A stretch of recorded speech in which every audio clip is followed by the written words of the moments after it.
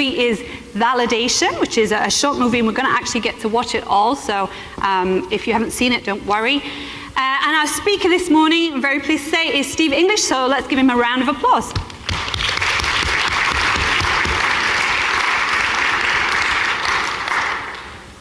Steve? See, he was here earlier, I'm sure. Steve? Oh, Steve, good. Steve, would you like to, over to you. For those of you who don't know me, my name is Steve English. For those of you who do know me, there's really only so many times I can apologize for that, so let's just move on. How is everyone this morning? I see. You're lame and sad and pathetic. Let's try that again. How is everyone this morning? Great. Much better. Much better. I'm standing over here because I wanted to emphasize that we're going to do things a little differently today. Now, I'm not going to stay here the whole time and make you twist around in your seat and get a crick in your neck. That would be unnecessarily cruel, and I like to think of myself as someone who's only cruel when it's absolutely necessary. So. That was a joke, folks. If it would be helpful, I'll point them out as I go along. And there are people who do this who really have a problem with the pity laugh. I don't. So if you see me floundering up there, feel free to chuckle, if only just to make me feel better. So we're all here because we enjoy the movies. We're all film fans. And how do I know that?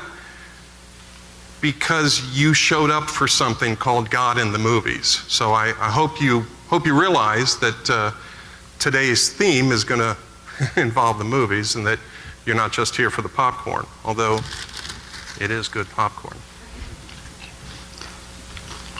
So, we watch movies. Why? I would say that we've been watching movies for hundreds of thousands of years. We've been watching movies since we started painting on cave walls, since we started telling stories around the fire after a successful hunt. We've been telling stories since we sat at the feet of the Master and listened to the parables. And it's only in the last 100, 150 years that we've started putting movies on film. But we have a long history as a people of enjoying the movies. So we watch these movies, we see these stories, and we see these characters,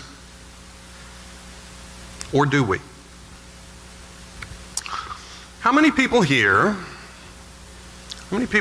have seen a summer blockbuster by the name of Wonder Woman? I saw it. I was taken to see it by my children. Okay, I'm sure you can name the major characters, Steve Trevor and Diana Prince, who is Wonder Woman. Raise your hand if you can name all of the members of the group of heroes that Steve Trevor puts together. Wow, nobody. That's great. Thank you for making my point. I really appreciate this. There's something in it for all of you. Raise your hand if you know the name of Steve Trevor's secretary. She had a really vital role in the film and a couple of really great lines. Nobody remembers Etta. That's okay. These were secondary roles, but really, what would the movie have been without them? All right, now not a lot of people raised their hands when I asked about Wonder Woman, so let me try and find a film that maybe a few more people have seen. Has anybody seen a little film, a little black and white film from the 40s called Casablanca? Anyone? Anyone? Oh, quite a few more hands. Quite a few more hands this time. Keep your hands up, or put your hands up again if you consider it one of your favorites. Is it one of your favorite films? Do you like it? Do you think you know it well? Well, yes, there will be a test. You know the main characters. You know Rick and Elsa. You know Sam, the piano player, who was actually played by a drummer. And you know Victor Laszlo and Captain Louis Renault and Major Strasser. You could probably name some of the supporting roles. You can probably name Ugarte, played by Peter Lorre, who gets killed off in the first reel. You despise me, don't you, Rick? You can probably name the fat man, Senor Ferrare, who ran the Blue Parrot. But what about some of the smaller roles? How many people here can name some of the employees from Rick's Cafe? Anybody? Come on, don't be shy. Anybody at all? Sasha, the bartender, the Russian refugee. Some Germans, Monsieur Rick, they give me this check, pip, pip, pip, pip. Nobody? Anybody? Oh, Karl, the fat German waiter. Monsieur Rick, you're becoming your own best customer. Nobody at all? How about some of the patrons? There was Yvonne, the girl that at some point before the film took place, Rick threw over. There was Berger, the Norwegian, and at your service, the resistance guy. How about the young couple that Rick saves from having to go back to Bulgaria? Anybody remember their names at all? Well, you'll have to ask me afterwards. I'm not going to give them to you. So I just named 7 small roles, some with just a few lines, played by, today, largely forgotten actors. But can you imagine Wonder Woman without Steve's crew? Can you imagine Casablanca without the supporting roles and the things that they contributed? All right, I'm going to change gears here. We're going to do a scene change. So stay with me. I'll get you to where you need to go, I promise. Some people would describe the movies as art imitating life. It's a tired old trope. But I would actually take it a step further. I see movies as a metaphor for life. Can you suspend disbelief for just a moment and come with me on this? Can you see each of us as the lead character in the movie that is our life? And that movie's populated with a cast of supporting characters. People from work, our families, our friends, their neighbors, the people we interact with every day. But what about the small roles? What about the people who play small parts in the movie that is our life? Do we see them? Do we really see them? All right, stop for a moment right now. Take a look at the person sitting next to you or sitting behind you. Go ahead, turn your heads. I'm watching. Turn your heads. Are they a co-star in your movie? A peripheral character with a few lines? An extra in a crowd scene? Do you really see them? Do you see them for who they are? And having seen them, then what? In Matthew chapter 25, Jesus tells a story that I think speaks to this, and Trish has very graciously agreed to tell it to us.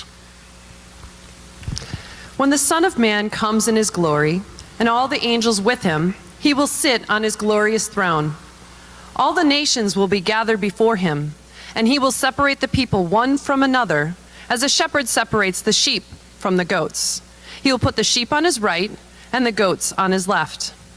Then the king will say to those on his right, "Come, you who are blessed by my Father. Take your inheritance, the kingdom prepared for you since the creation of the world. For I was hungry, and you gave me something to eat. I was thirsty, and you gave me something to drink. I was a stranger, and you invited me in. I needed clothes, and you clothed me. I was sick, and you looked after me. I was in prison, and you came to visit me." Then the righteous will answer him, "Lord, when did we see you hungry and feed you, or thirsty and give you something to drink? When did we see you a stranger and invite you in, or needing clothes and clothe you? When did we see you sick or in prison and go to visit you?" The king will reply, "Truly I tell you, whatever you did for one of the least of these brothers and sisters of mine, you did for me." Thank you. Didn't she steal the show? Now, I mentioned at the beginning that we were going to do things a little differently today. And by this time, in a God in the Movies presentation, the speaker has usually trotted out a few movie clips, right? That's what we all are expecting today. I have a confession to make. I don't have any movie clips to show you. Oh, I didn't bring any movie clips at all. Instead, we're going to watch the whole movie. Oh, now I just saw some of you looking at your watches, and you turn to the people next to you going, "We have to be at your sister's by noon." As Indiana Jones once said, trust me.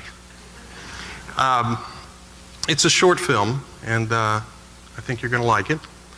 It's a short film, but a good one. Now, it was made about 10 years ago, and in an attempt to give it some, I guess, some topical feel at the time, the filmmaker put in some topical references, references to people who were in the news 10 or so years ago, and I suppose that dates it somewhat. But in sum, I think the film holds up. So, Maestro, if you will, please.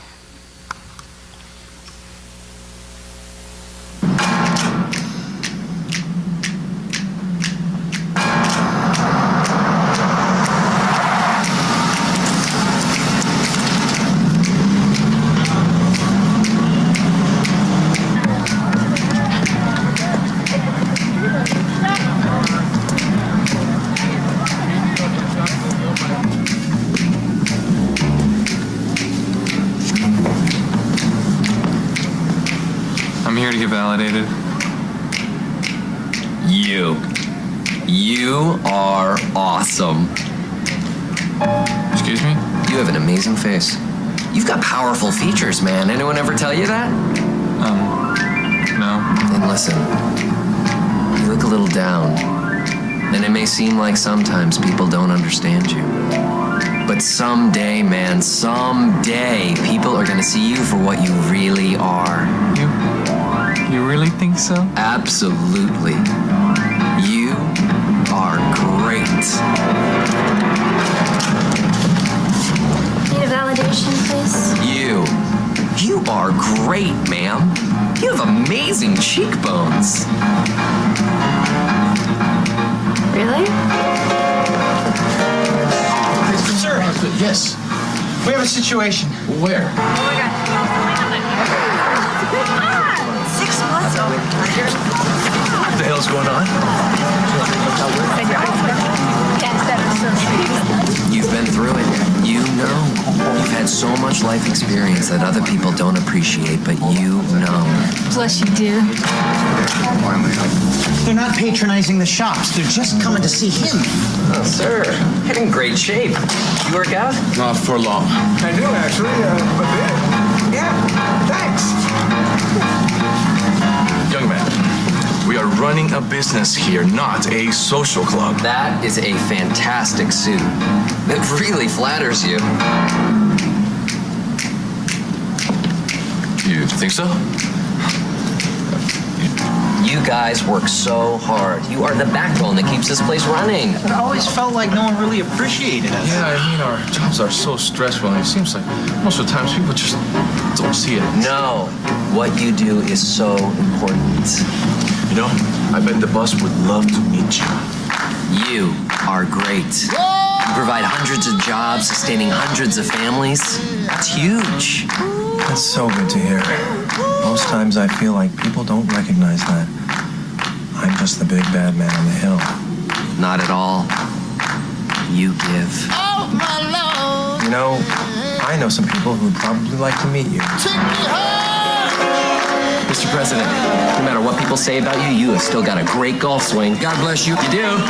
You have a fantastic mustache. I bet Burt Reynolds and Tom Selleck look at you and get envious. I'm not kidding. Thank you. You're welcome.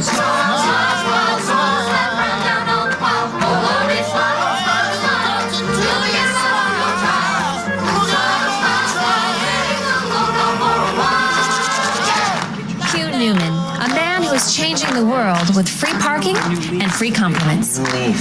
A very big new leaf. Your license is expired, sir. That is why you're great at what you do. You are so thorough. Really? You think so? Hugh, what is your secret? I just love to see people smile.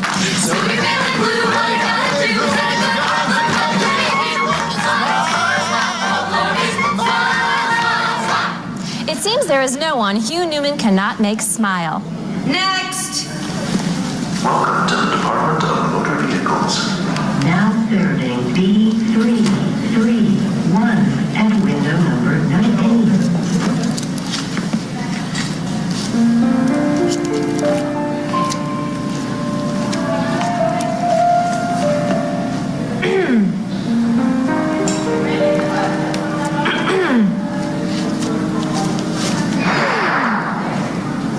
No one smiles in their driver's license photo, sir. It's not allowed. Next. Next. You are amazing. You are so efficient. Next. Victoria. Oh, that's a beautiful name. Next. You take such good care of your equipment. Oh, they're lucky to have you. We're closed, sir. Victoria. I just want to see you smile. Good night, sir. Where do I go for... We don't validate, sir.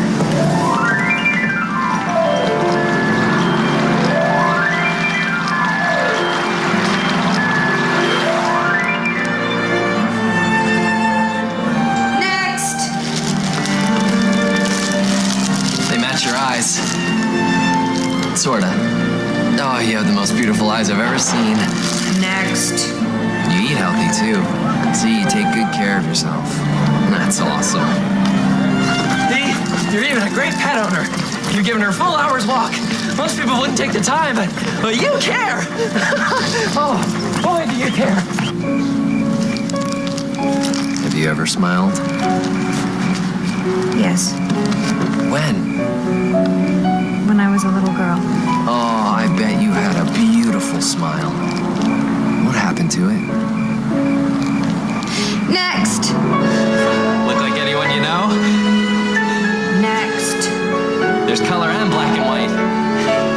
Next.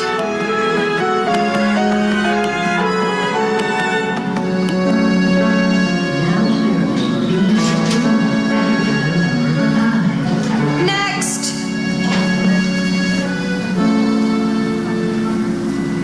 I just wanted to see you smile. I'm sorry.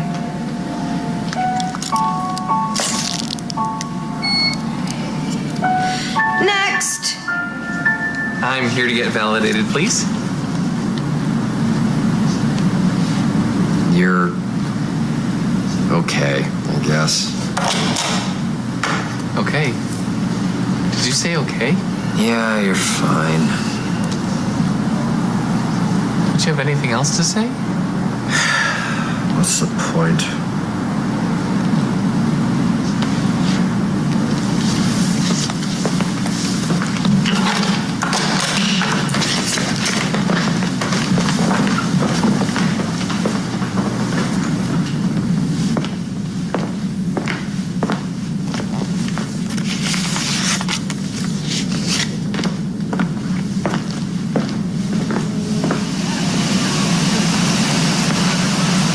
Hey, excuse me.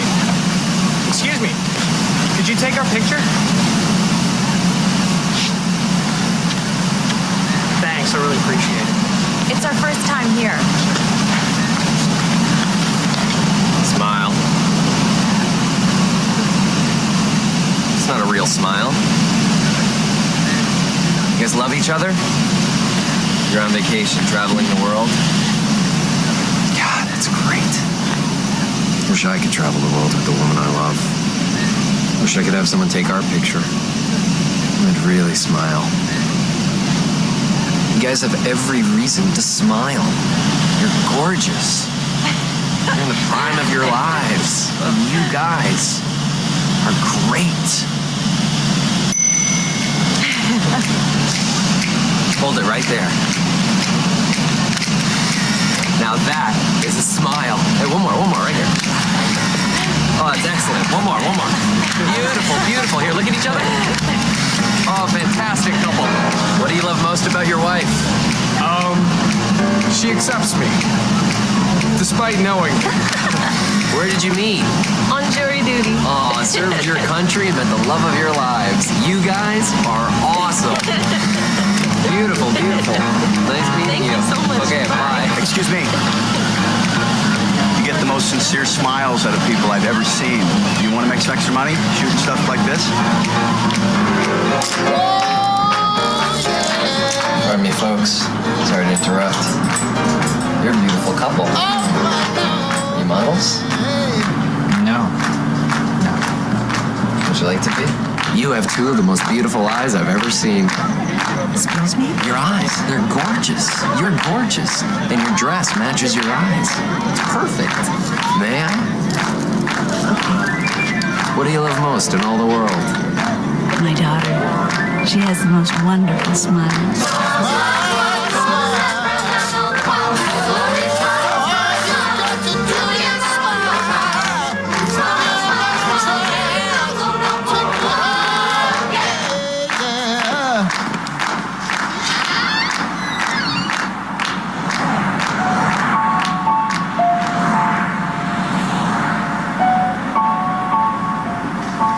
Hello, I have 310 Cleaning, Hugh Newman.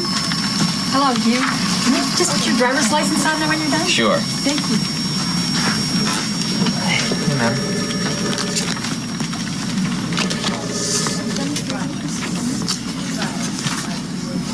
Eric, can I call you then, How did you... You're smiling. But did you...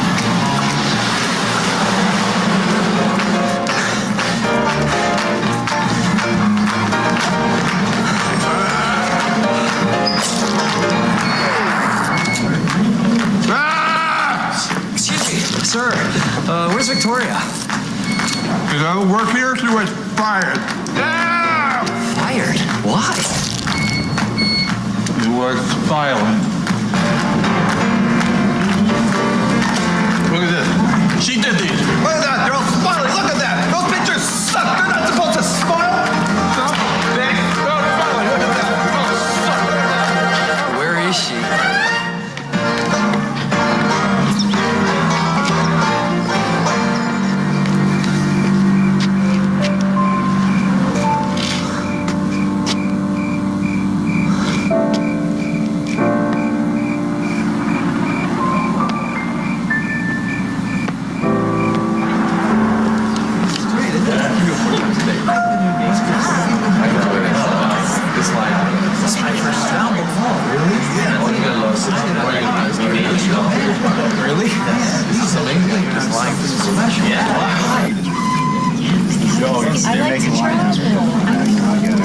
You are awesome. Thank you. You're going to have so much fun on this trip. The stories you're going to tell people when you get back will be amazing. I can't wait. I've always wanted to see Paris.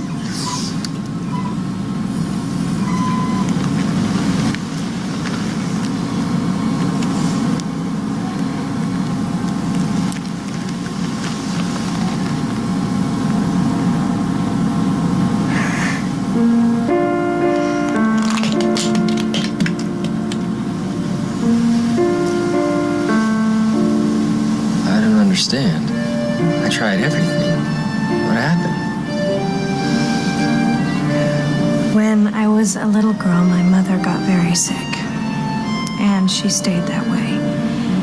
And over the years, she just got so sad that she forgot how to smile. And seeing her like that, I couldn't smile either. And I didn't for years. But then one day, a young man came up to her and told her how beautiful she was. So beautiful that he wanted to take her picture. He made her smile. And suddenly, after all those years, she got better.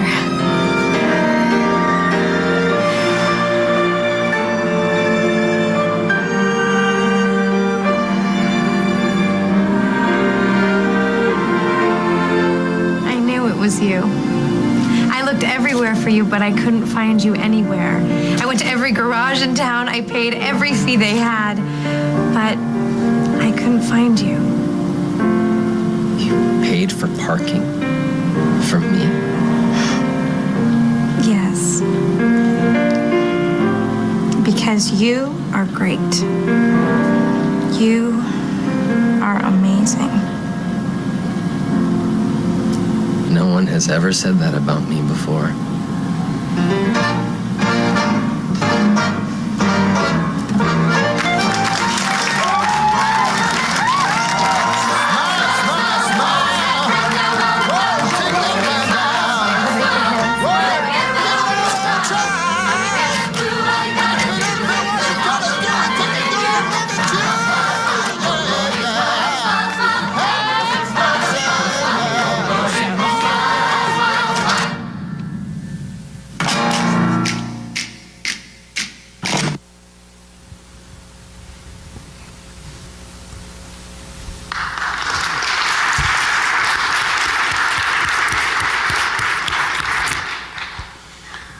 So, a pretty good little film.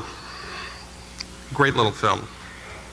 One of my favorite lines, above and beyond, you paid for parking for me?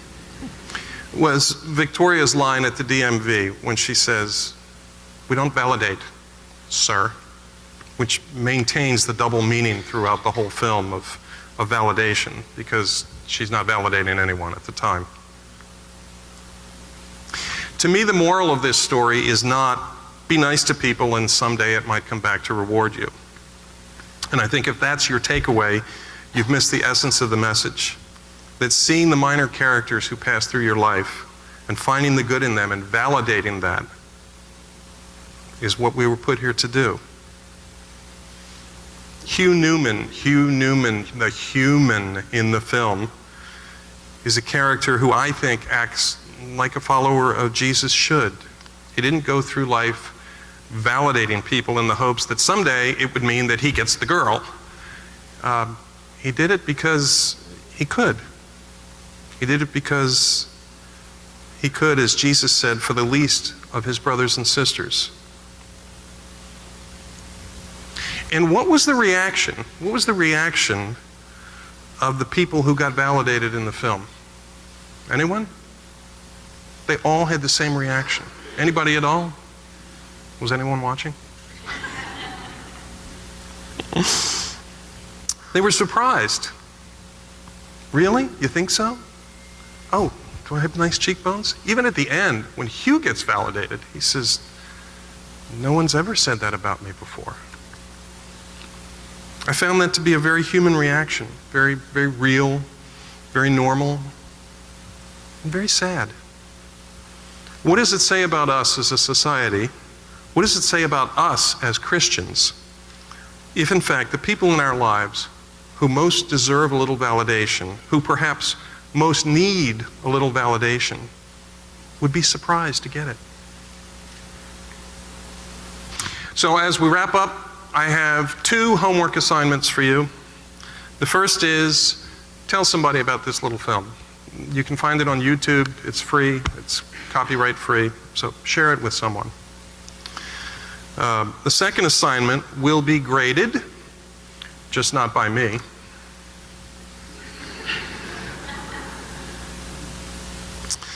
Take a good hard look at the other players in the movie that is your life. The major characters, the supporting characters, and especially the extras. Try to see them for who they are, not just what role they play in your movie. And think about what Jesus would have us do for the least of our brothers and sisters. Now, the really cool thing, the really great thing about being the lead character in the movie that is your life is you're not bound by the script. You can change the action and the dialogue as you go along. You can make it up as you go along. And if you see an opportunity or a need, validate someone from time to time. It may be a little awkward at first, but I bet as time goes on, you'll find it gets easier. You might even think you get good at it. I have faith in you. I know you can do this. And you know how I know? Because you are awesome. Thank you.